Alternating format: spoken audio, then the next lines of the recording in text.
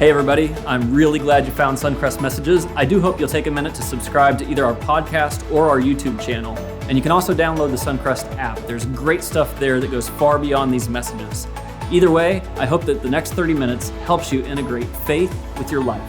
Enjoy. I want to thank you, honestly, for your response to last week, and not just to the power going out. But I felt like the kickoff of thinking about our identity in Christ during a political season went about as well as I could expect. I had some really meaningful conversations, a lot of affirmation, a lot of people, I think, working through some things. And really, that's all I can ask. And it makes me wildly interested about the response to today's message. Because, honestly, when we get out into the commons area after the service and I get the chance to talk with some of you, I'm going to be very grateful that we're all in person together and I can get your feedback in real time, face to face. Because here's what I'm anticipating. I'm anticipating that a few of you will come out in the commons area and say, "Oh my goodness, Greg, yes, I needed that. I got to experience some transformation in my life. I'm going to need the power of the Spirit of God in order to do that. But my goodness, wake up call to me, transformation." I imagine that a few of you will walk out and you'll say, "Nope, Greg, didn't need that one. Didn't need it. I'm nailing that one." And I don't actually want you all to feel guilty about feeling like you're nailing something. It would be nice, to feel convicted about, I got to bring correction to my life, 3 out of 4 weeks, and then 1 week a month, just feel like, hey, I'm actually doing something right? So don't feel bad about that. But my imagination is that most of you would want to come out into the commons area, and you may not do this because I'm announcing it up front here, and say something like this: "Greg, yeah, what you're saying is right, for sure, Greg, totally right. But I have a friend who, or I have a brother-in-law who, or I have a situation where I think I get to take a pass on what you're describing." I think that's the honest response to a message that I'm inclined to give today. So let me kind of set that up. We're in this series called Separation of Church and Hate. I titled it this because I know churches and followers of Jesus and Christians oftentimes are perceived as hateful or negative or against everything rather than being for things. And I think the major legitimate reason why sometimes people who are outside the church look at church people and think, not good, is because people who are followers of Jesus generally embrace the idea that we should live out serious virtues: humility, civility, kindness, and love. That's what Christ did, so that's what we should do too. But many of us think that there are exceptions to the rules in living those out. That certain situations or circumstances or relationships or ways that people act now mean that we no longer have to live out humility, civility, kindness, and love. And of course, it was Jesus who said, "You love people who love you? Big deal. Everybody does that." The message of Jesus for followers of Jesus is, you live out these virtues not only when it's convenient, but in the most difficult situations to live them out. That's what makes you a follower of Jesus. Now, today I'm kind of excited because I get to share with you my favorite cartoon of all time. I've been waiting for months to share this with you. I came across this and I thought, oh my goodness, you guys are going to love this cartoon. So it's one of those 4-panel cartoons. I'm going to let you experience it kind of panel by panel and see if you love it as much as I do. Okay, this is the first panel, of course. Be kind to everyone. Panel number 2.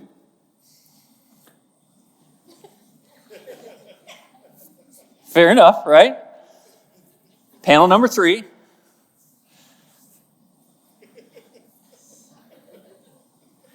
And panel number 4.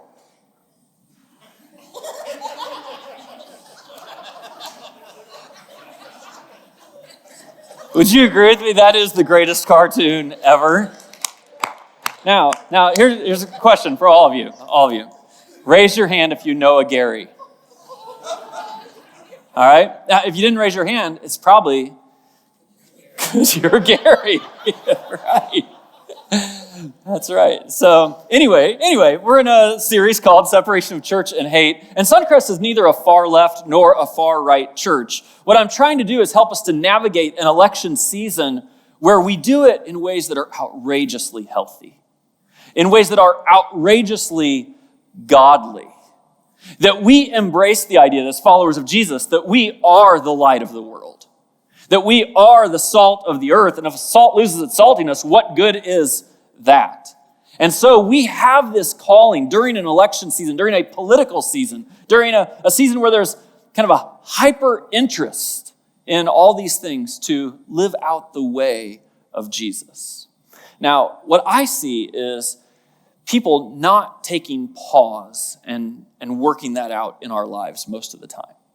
So back in February, Garth Brooks, back when we were still doing live concerts, had a concert in Detroit. Now, you may not know this. Garth Brooks is a graduate of Oklahoma State University. He's probably the most famous graduate of Oklahoma State University. Maybe the second most famous graduate of Oklahoma State University was a guy who played running back for the Detroit Lions named Barry Sanders. He is Hall of Fame running back, tremendous talent. So these two guys, they're Oklahoma State alums. And so when Garth Brooks went to Detroit to have a concert and play there, he decided to wear a Barry Sanders Detroit Lions jersey just to kind of show his support for his fellow alum.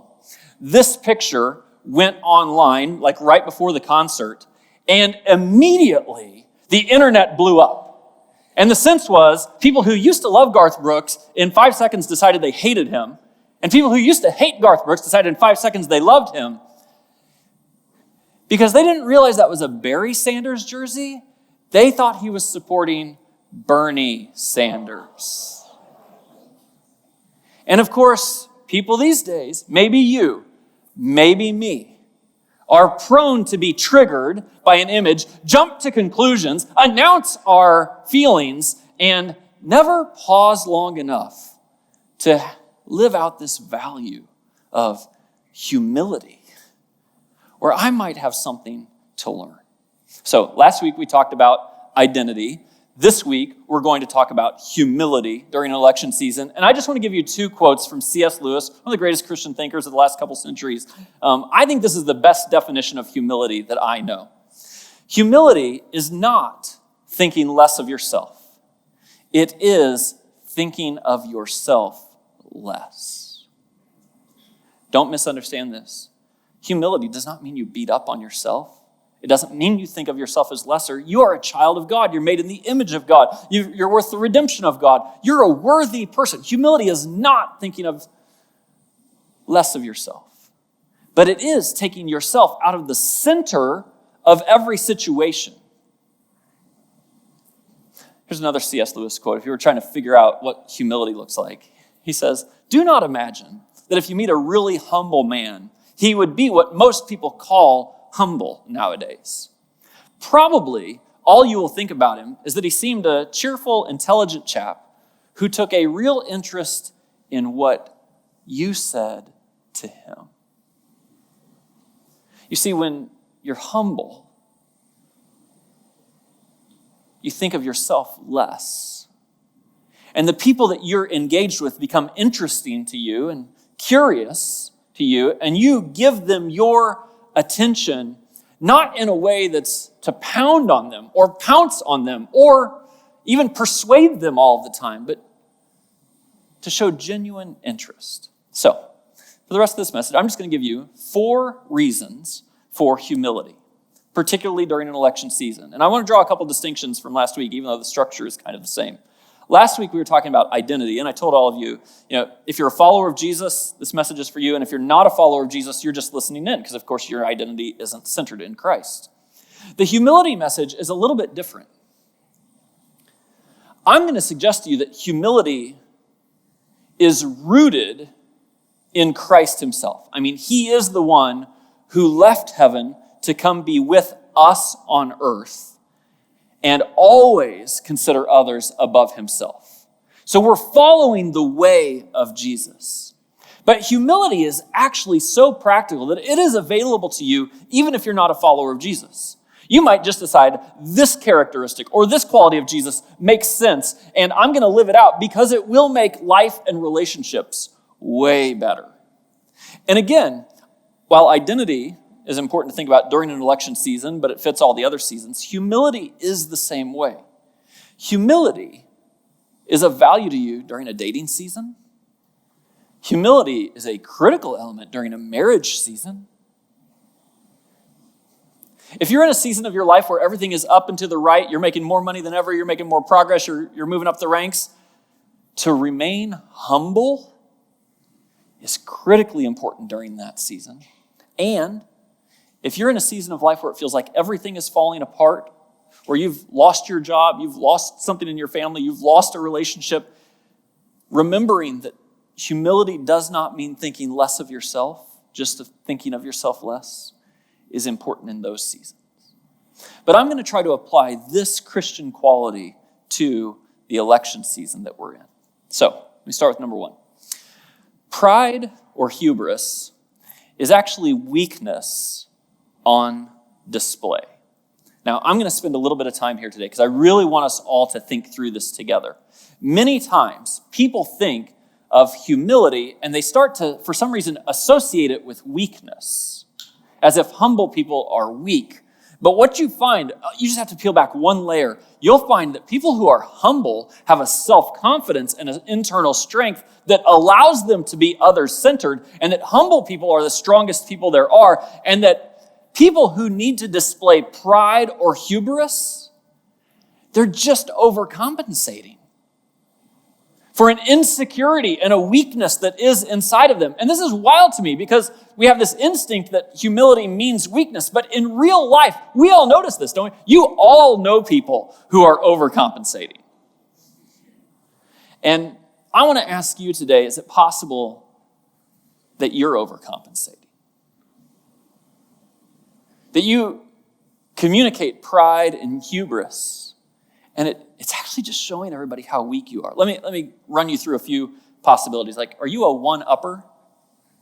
You know the one-uppers, right? You're in sales and you're sitting at the bar at the end of the day and a couple guys are talking and one guy spouts off. He's like, yep, did 20 million in sales last year. And you know you did 30 million. The question is, do you need to say it? Do you need to one-up the last person? Do you need to tell a better story than the last person? Do you need to be funnier than the other person around the table? Or are you content to celebrate someone else's success, their funniness, and just be confident of who you are? Are you a line cutter? Sometimes I literally mean a line cutter, like you're the one who cuts other people off in line. Sometimes it's more figurative. You just have this sense that there's a certain victory in being able to get there ahead of everybody else, being able to figure out how you can get in the line without being noticed. This has a twin brother. It's called the traffic cutter offer. That's just pride. Are you an always righter? The person who has an argument for everything? Who needs to make sure your reasoning gets out there to finish off any conversation? Because of this one, of course, is right next to, are you the last worder? You see, people in this situation, this is so fascinating to me. Maybe the newest mark of these people is they've decided to never apologize, to never admit they're wrong. I think this is an increasing personality trait in our country today, and I'm asking you to not let it be your personality trait. Someone who knows they've done something wrong, but feels like admitting so would demonstrate weakness or put them behind or whatever. And so whenever you've done something wrong, the strategy is don't admit it, don't acknowledge it, don't take responsibility for it. And I just want you to know, the people who are around you, if you're a person who will not admit when you're wrong, you look like the weakest person ever. This last word thing is so powerful to me. Dallas Willard has been a Christian thinker and writer for many years, passed away a few years ago. He was a department head at the University of Southern California in the philosophy department. And one day after he was lecturing at USC, he was coming to the end of the class time, and one of the students was arguing with one of the points that he made. And, time was up, and he let that student have the argument. And he just said, all right, see you all tomorrow. And another student came up to him after class and said, Dr. Willard, why did you let that go? You just let that guy have a point. Like, I know you could have torn him apart. Why didn't you do that before the end of class? And Dallas Willard said, I'm practicing the discipline of not needing to have the last word. I offer that to some of you today. As a practice of humility, that you too could practice the discipline of not needing to have the last word. Do you remember this single verse I spent 3 weeks on about 15 months ago? It's in a series called Me and My Big Mouth. Everyone should be quick to listen, slow to speak, and slow to become angry. Everyone. I looked up what everyone means in the Greek. It means you. That's what it means, everyone. Quick to listen, slow to speak, slow to become angry. Do I have any Hamilton fans in the room? Yeah, a few Hamilton fans. You know this song, I think it's one of the most interesting ones in the whole musical. Aaron Burr's singing about Hamilton. He says, "Why do you assume you're the smartest in the room? Why do you assume you're the smartest in the room?" And then the conclusion is, this is actually going to be your doom. And of course it was. Was Hamilton great? I mean, I guess he was by many measurements, but he did not achieve all the greatness he could have. He never became president. He would have loved to have done that. Why? Why? I suggest to you it was his pride. It was his hubris. It was his pride and his hubris that led him to say yes to a duel with Burr and led to his death. And if you watch that musical, you know this, right? The hero of the story is not Hamilton. It's Eliza. Eliza, who, like the Christ she follows, was willing to endure a betrayal, to lift someone else up, to tell his story, and to change the landscape for orphans in New York City. This is what humility does. It actually brings attention to others and to change. Why humility? Here's number 2. Certainty belongs only to God. Now, let's talk about your politics just for a second. No matter what they are, I just want you to think about your politics, your thoughts about political parties and candidates, things like that. And this is my question. How sure are you that you're right about your politics? Like you have a vision for where you think the country should go and how it should get there. And it's different than the vision of other people. How sure are you that your vision, your perspective is the right perspective? Are you 70% sure? 80% sure? 90% sure?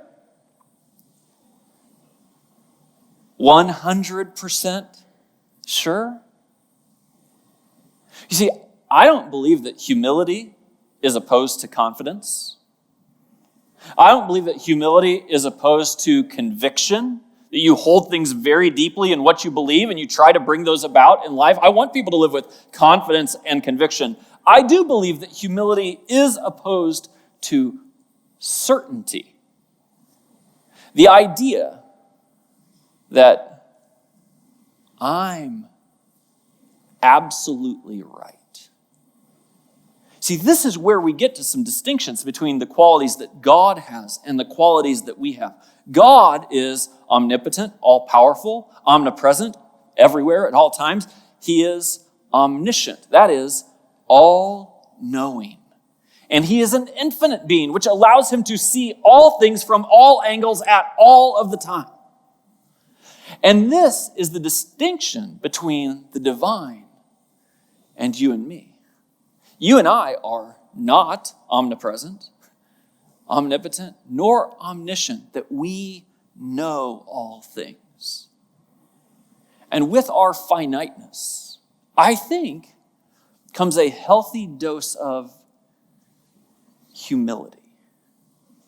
To say, you know what, there are things I don't know. There are things I haven't seen.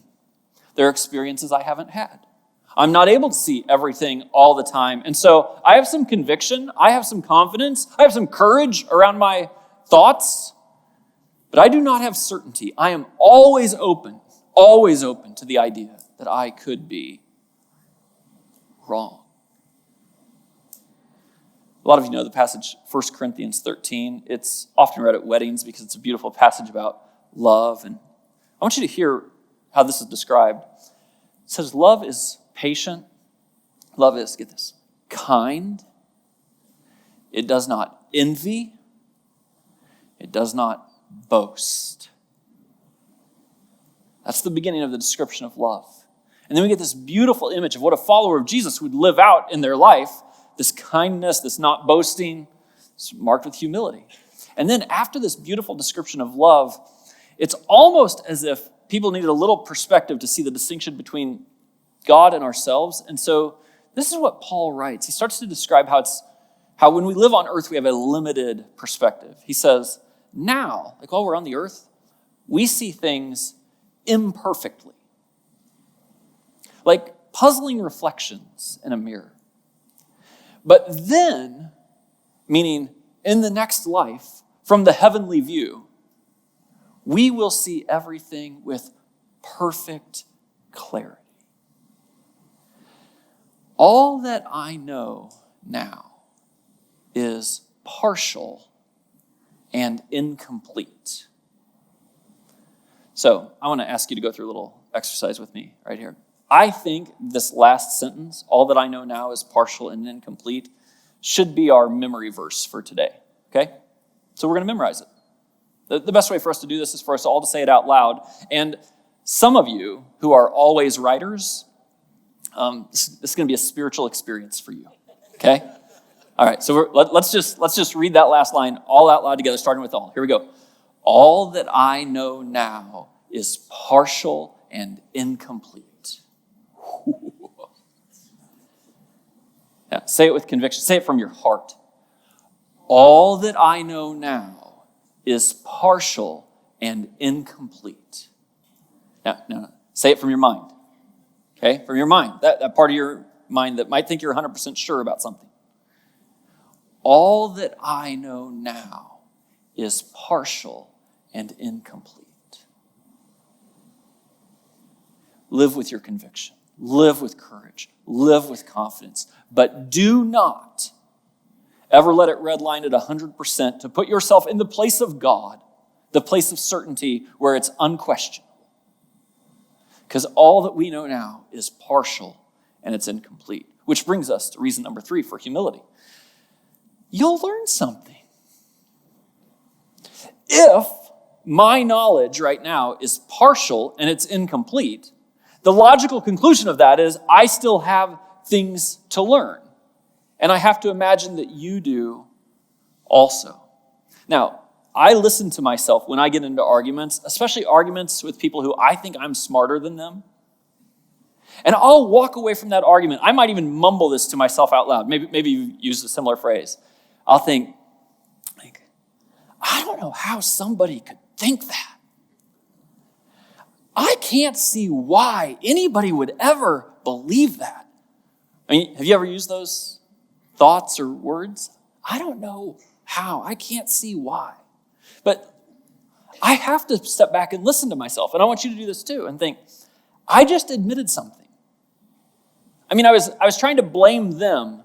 But what I was actually saying is, I don't know how. I can't see why.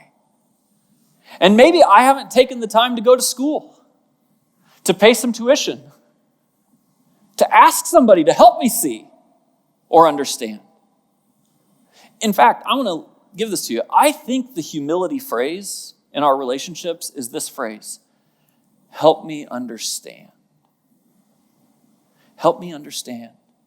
Because all I know is that my knowledge is partial and incomplete. And help me understand is also a posture that puts others first. It's different than the phrase that goes something like this. Prove it. Prove it. It is a curious posture, a learning posture, a humility posture that actually leads to a civil conversation, even if I still think you're wrong at the end of the conversation, which I might. It just takes the posture that says, help me understand. So, another question for you. Let's say over the last 10, 15, 20 years for you. I'm curious if you've changed any of your political positions.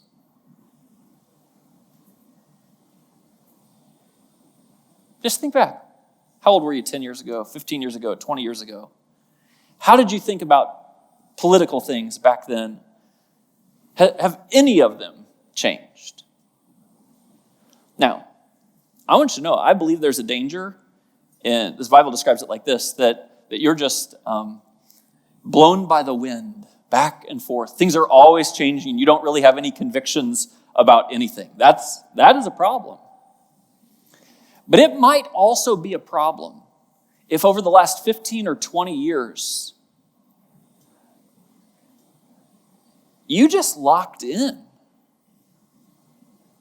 And you just you have your defenses set up. I think about myself, I think, there's one or two significant issues that I think my mind has changed about in the last 10 or 15 years. There's probably a larger number of smaller issues. It may not change the way I would generally vote, but there's something to be learned. And if I can just be honest with you about how I learned those things, how I think you'll have to learn these things, is it was all about people who came into my life.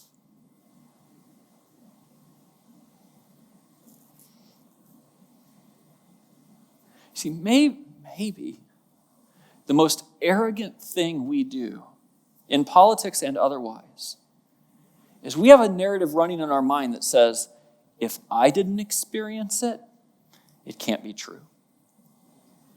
If I didn't personally go through it, I don't trust someone else's story. But when we brought a 17-year-old foster son into our home,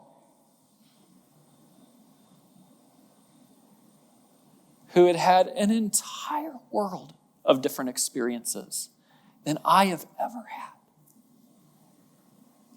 it shined light for me on the advantages that I've received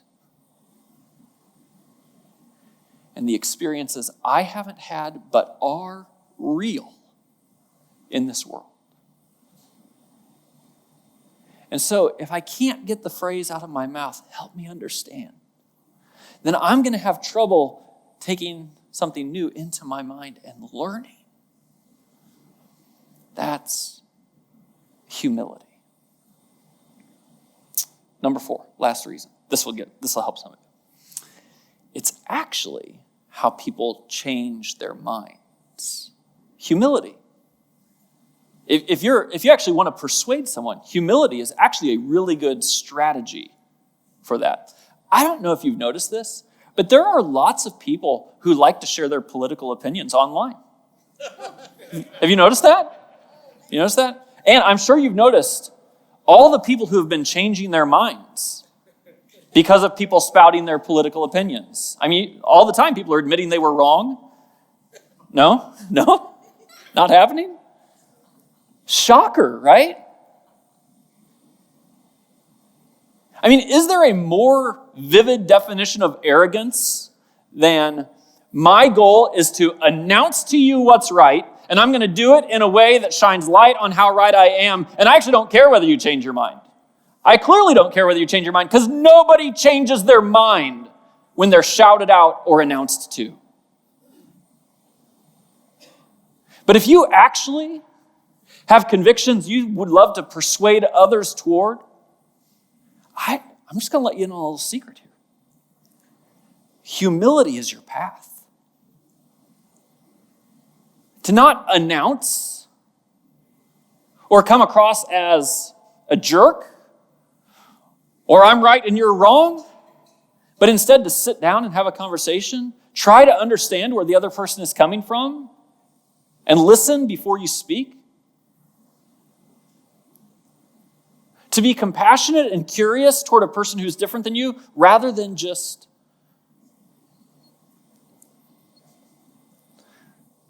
some of you are, I don't know about you. Well, some of you, I've seen you online. Some of you are like political hellfire and brimstone preachers. And I don't know if you've noticed this, but at least in our day, hellfire and brimstone, it's not leading a lot of people to Christ. And get this, in the scriptures, it didn't lead a lot of people to Christ. This is actually what the scriptures say. This is Romans chapter 2, verse 4. It says, don't you see how wonderfully kind, tolerant, and patient God is with you? I mean, if you feel some guilt about something, if you feel like you're on the outside looking in, if you feel like maybe you're wrong about something, do you think the right way to draw someone in is to announce to you how wrong you are? How horrible you are? No, God doesn't do that. God is patient, tolerant, kind. This is what it says. Does this mean nothing to you? Can't you see that his kindness is intended to turn you from your sin? That the way almost all of us decided that following Jesus and placing our trust in him was the right path, it was not because God's angry with us. It was because the grace of God in the midst of us being wrong, God's kindness and forgiveness and love toward us, it just draws us toward him. And so if you actually want to transform the way somebody thinks, humility is the way. Now, I need you to hear this with me. Some people will say to me, Greg, I just don't have a personality that's for humility or civility. Like, that's just not part of my personality. And I just want you to know this. Humility, civility, and kindness is not a personality trait. It is a character trait.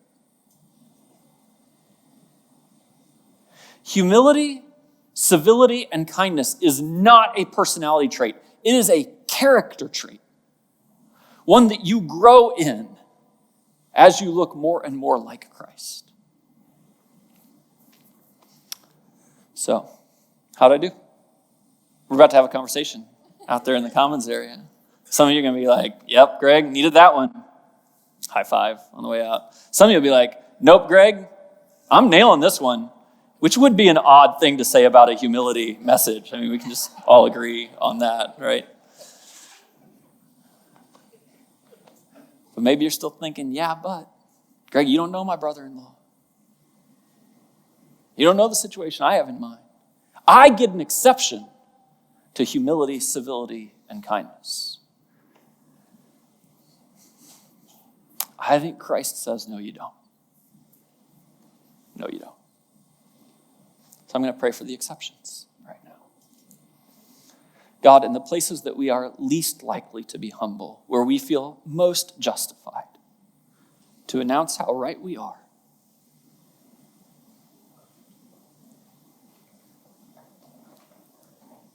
help us to see. In the places where we have to announce how our way is better, we're the ones who are right,